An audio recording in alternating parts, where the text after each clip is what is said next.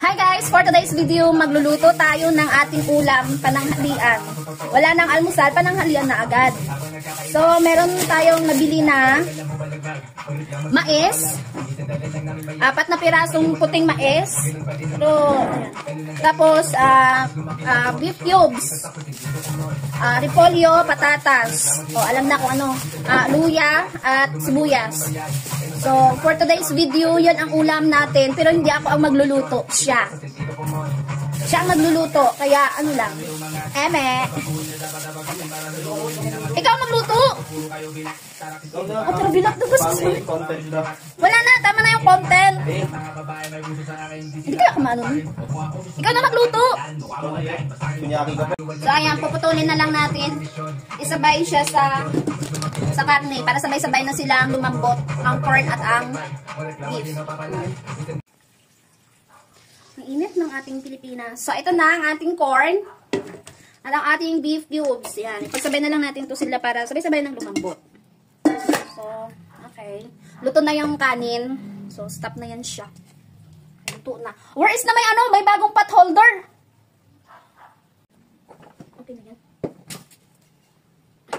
So, ayan. Ilaga natin siya ng isang oras. Isang oras ba?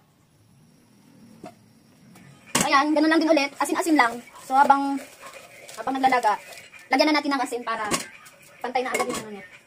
Medyo tabi. So, habang nagpapakulo tayo, yan na natin tong repolyo. Yan. Repolyo at ito, patatas. Yan, maglalagay ng luya at sibuyas. Luya at sibuyas. Ayoko para makita yung ating, ayun, naluko tuloy. Ayan. Ano man daw na, naning ako nga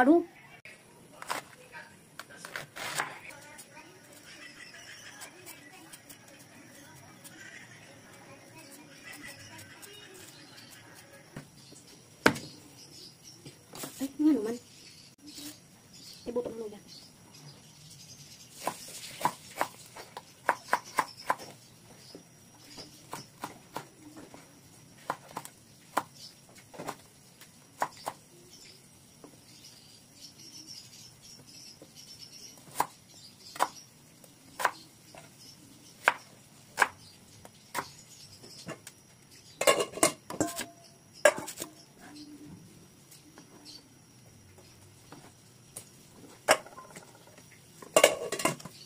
Sa ating pagkain. Nilagang bulalo. Kaki. Uy, nakandar pala ito. So guys, ang tawag dito sa niluluto ko ay nilagang bulalo.